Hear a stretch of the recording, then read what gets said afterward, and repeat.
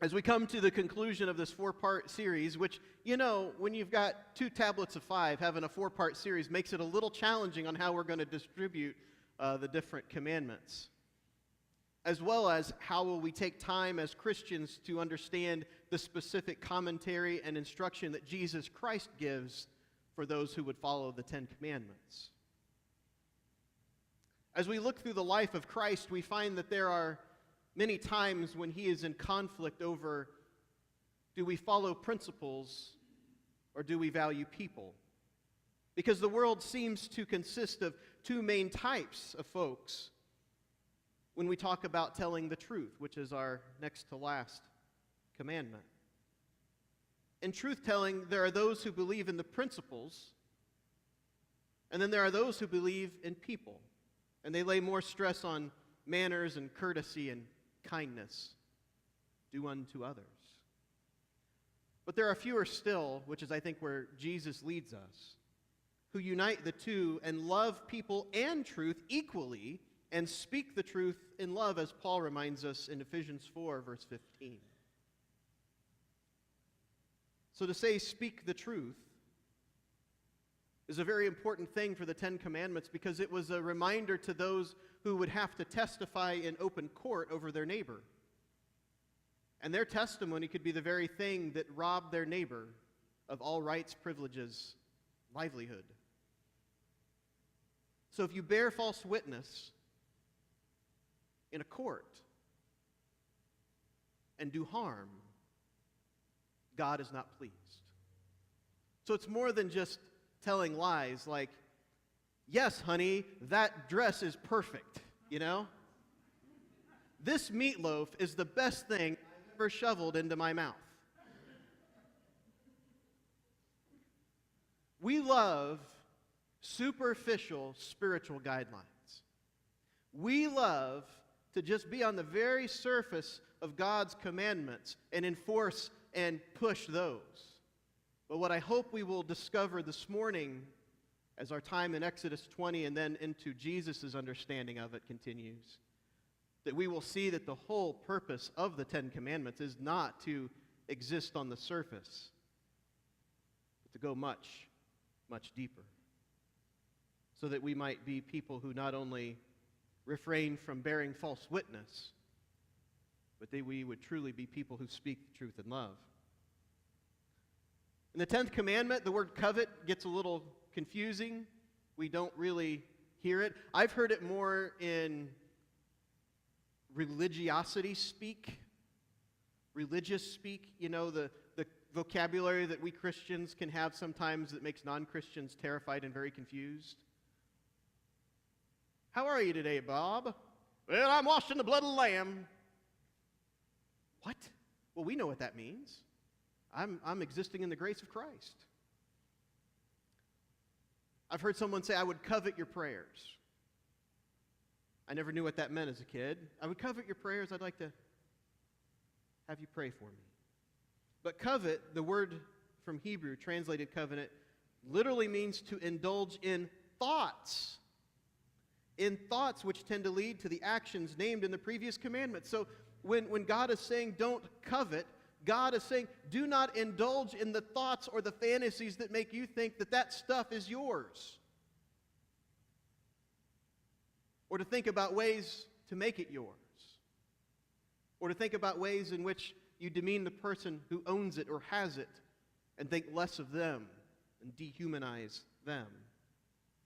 Because when it truly comes down to it, the 10 Commandments are an attempt to organize the inner life of humanity to produce good lives, peace, and community.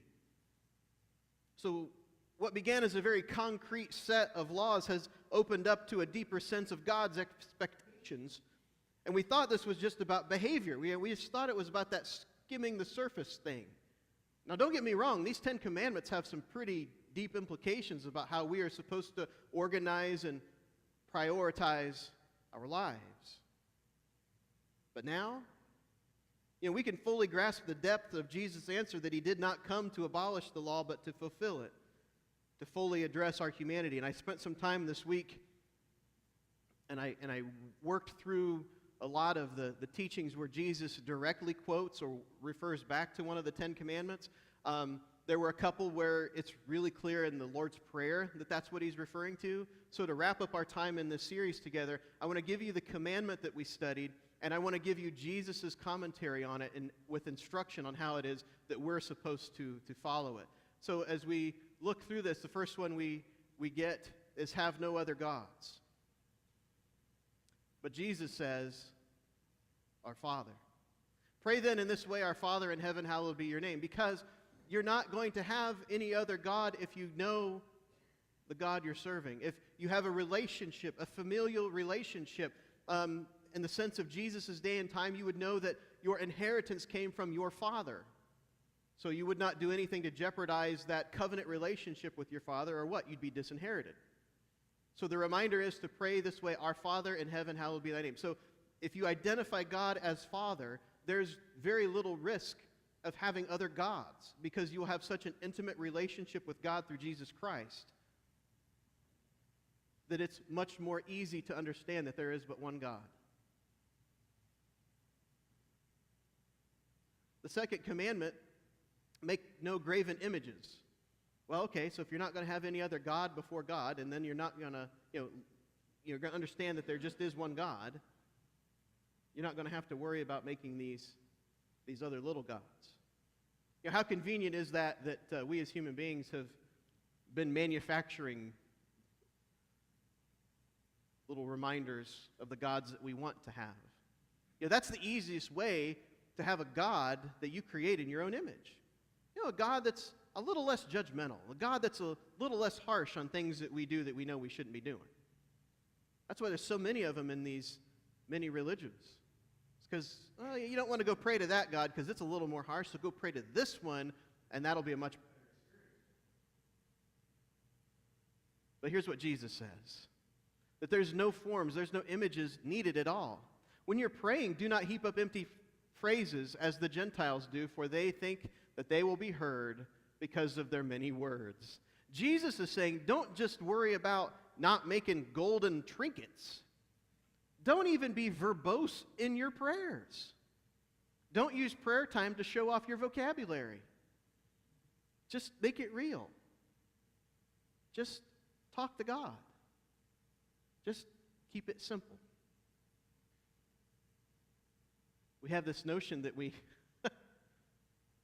will be heard just because we know the right magic words. The whole purpose of Christ is that there are no magic words. It's just faith in Him. That's it. Now, just because it's simple doesn't mean it's easy to live. It's easier to remember what it is we're supposed to be doing. So don't worry about making graven images, because you're going to, if you're focused on just not being too verbose and trying to draw attention to yourself and your prayers, that next step won't even be a worry. The third one, do not take the name of the Lord in vain. We've talked about that. We've talked about how, under the power of God and that sort of thing, that to swear an oath or to say that this sort of example is true because God told me so, or what have you. Jesus is really clear on this one, and it just goes back to the same thing from the Lord's Prayer. God's your Father, and hallowed is God's name. It's something we revere. It's something that takes reverence. God's name isn't something that we're going to go anywhere on the spectrum from saying it out loud in anger because we hit our hand with a hammer, all the way through trying to use our faith tradition to justify our own thoughts that might not necessarily go along with that faith tradition. You have a direct relationship with God, and God's name is sacred. The very connection, the very existence of God is so lovely and wonderful and beautiful. Taking it in vain or using it for selfish purposes is not going to be something that's going to enter your mind. Because why? Because God is your Father, and God is the eternal being that because of Jesus Christ you have a relationship with. It's a very, very powerful, powerful reminder that Jesus gives to us. The fourth one was remember the Sabbath. Now, in this one, in the Old Testament version, the Sabbath that humanity was made for the Sabbath. Like humanity's purpose was within that, here, honor the Sabbath because you are made for rest. You are made for this sort of thing. Jesus flips it on its ear, and he says that the Sabbath is actually made for humanity. Then he said to them, the Sabbath was made for humankind and not humankind for the Sabbath. Now, maybe the original purpose of the Ten Commandments was exactly what Jesus was trying to lift up, but the way it had been interpreted up to Jesus' time was that it was this oppressive regime kind of thing of, if you take your donkey out of the well or something, you'll be sinning, even though that the donkey's going to defile the well and you're going to be down one donkey because he's going to drown. Jesus is like, get the donkey out of the well. That's not the purpose of what Sabbath is for. Sabbath is for you. Sabbath is for you to be able to rest, to recuperate, to recharge, to get caught up, to lower your stress level. There's all kinds of self-care, and we'll be talking about that further in another sermon coming up very, very soon. So remember the Sabbath, but it's the Sabbath that God has given as a gracious gift to us to be able to remind ourselves of God's many blessings and God's presence in our lives. Honor your parents. And Jesus comes across and says, yeah, and also all good people. For whoever does the will of my Father in heaven is my brother and sister and mother. Jesus is saying that, yeah, honor your parents, but there should be a sense of reverence for all good people, all folks around you, all folks that are a part of your life. Because doing the will of God is not selective on determining who is worthy and who is not of receiving your care, your concern. So whoever does the will of my Father in heaven is my brother and sister and mother. So the familiar relationship continues, that this is not an arbitrary, at arm's length relationship with an unknowable deity. This is a very real, tangible, think Thomas, right, at the resurrection. I will not believe until I put my hand in his wound and know that it is him. This is a very tangible reminder of God's physical presence with humanity in the person of Jesus Christ. No killing. No killing. Well, Jesus says no anger. Because Jesus' point is, if you don't let your anger get out of control, you're not going to kill anybody. Right? Well, he keeps getting harder, doesn't he? It's like, we're like, well, Lord, I had a great day. I didn't kill anybody at work. Woo! I kept the commandment. And then we get out of Exodus and we move into the Gospel of Matthew, and Jesus is like, yeah, but did you get angry? Oh, that's part of it too? Oh, Jesus, why do you have to keep making things so complicated? And Jesus is like, it's not complicated. Don't let your anger rule you. But I say to you, if you're angry with a brother or sister, you will be liable to judgment. And if you insult a brother or sister, you'll be liable to the council. And if you say, you fool, to someone, you will be liable to the hell of fire. Do you know why God says through Paul in Romans, vengeance is mine? Because you can't handle it. You cannot handle on your shoulders to incorporate and distribute vengeance, because it will consume you and it will burn you up. So Jesus says it's not enough to just say don't kill. Do not be consumed with hatred, condoning to violence. Do not let your anger, your temper be something that defines you. It might be a struggle. We're all wired differently. We all have different triggers too. We all have different people who embody those triggers, don't we? Yeah. So Jesus is like, you've got to be aware of that. Because that anger will lead to sin. When you think about it, it's a very selfish emotion. It's all about me. I'm angry, so I'm going to lash out. That's why God says, vengeance is mine. I see the big playing field here, folks. I see to infinity all the moves that will happen from here on out. I can handle this. You can't. So do your best to process and keep in check your anger. No adultery. Well, okay. Wait, I'm guessing Jesus is going to, yep, no lust. But I say to you that everyone who looks at a woman with lust has already committed adultery with her in his heart. Jesus is getting so practical that there is no way around it. The Ten Commandments, have you noticed, we can interpret our way out of some of that, right? Well, I wasn't in a court of law, therefore I didn't really lie in the way the Ten Commandments say not to bear false witness. But Jesus is saying that if your inner life is sinning, even though your outer life hasn't acted upon it yet, you are in danger of not finding your name in that book. If you have inner turmoil that dehumanizes others as objects, as pawns, as subhuman, whatever, you are in danger of not living up to God's expectations. Now, the good news is there's grace and there's forgiveness and all of that. But when we are working on remaking God's laws into our own image and to serve our own purposes, we are therefore not in a mood to accept God's judgment, to turn around.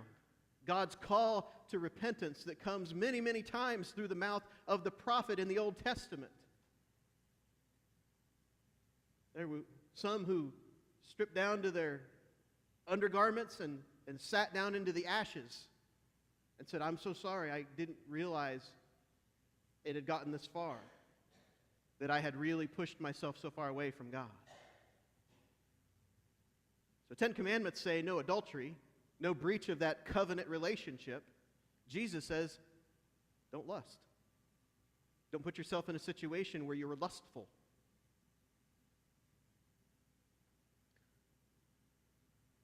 Number 8, no stealing. Remember we talked about how that was a commandment because within a very small group of people who each person did not really have a lot of stuff, if you stole from them, it's not like they just had possessions that were there for entertainment. You know, if you stole a goat, you stole their ability to have milk. If you stole their dishes, you know, they might not have a way to eat their food, so on and so forth. So no stealing. Well, what's Jesus have to say? He says give freely. Jesus says generosity is actually the point. Give to everyone who begs from you, and do not refuse anyone who wants to borrow from you.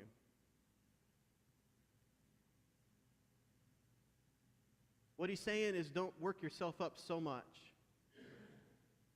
that you refuse to be generous, that you refuse to share, that you refuse to be a part of someone else's life who needs some help. And it's all proportional. Each one of us can help in different levels to someone else, and each one of us in some way needs to occasionally receive help from someone. I mean, that's the purpose of this kind of economic side of the kingdom of God, is if we're all being generous with one another, then no one is suffering or doing without. Give to everyone who begs from you, and do not. So give freely, be generous. So don't worry about, don't steal. If you're being generous and lovingly sharing with others, there's no way you're going to be tempted to steal, because you will have God's own heart as a part of your motivating factor. And 2 more. No false testimony. Talked about that a minute ago, about more of the structure of the legal kind of agreement or the binding agreement. And, you know, Jesus says no swearing, meaning, but I say to you, do not swear at all, either by heaven, for it is the throne of God. That's where he's kind of gone into the things I've already shared with you throughout the series, that it's that deeper understanding. So Jesus says, don't swear at all, not by heaven or earth. Because someone said, well, I'm not swearing by God. I didn't say God said it was okay, or in God's name I'm telling you the truth. That's where the phrase we have in English, I swear, comes from. We just took out swear on what? We just took that out of the phrase. So it just got reduced to, I swear. I'm telling you, aren't you just a little suspicious when someone says, I'm not lying, I swear, I promise? I get a little more interested in the facts of the case at that point. And every once in a while, there's a local comedian who loves that, swear to God. I don't listen to him very much. It kind of grates on my nerves. Why is that your catchphrase? Can't come up with anything funnier than that? I don't know. But Jesus says, don't even swear on heaven, because that's where God lives. Because so many people knew from the Ten Commandments they couldn't swear in God's name. So they'd be like, I swear by heaven. And Jesus is like, you can't even do that. Are you not paying attention to the purpose of this commandment? Quit swearing on stuff that's not yours. Jesus says what? Let your yes be yes and your no be no. Quit embellishing the truth to try and serve you. Be honest. Tell the truth. And then finally, no coveting. We'll talk today about what that is. But Jesus changes this one. He actually says you are supposed to covet. We're just not supposed to covet the wrong stuff. Here's what Jesus says to covet. Covet righteousness. He said, blessed are those who hunger and thirst for righteousness, those who are internally motivated within their inner being, for they will be filled.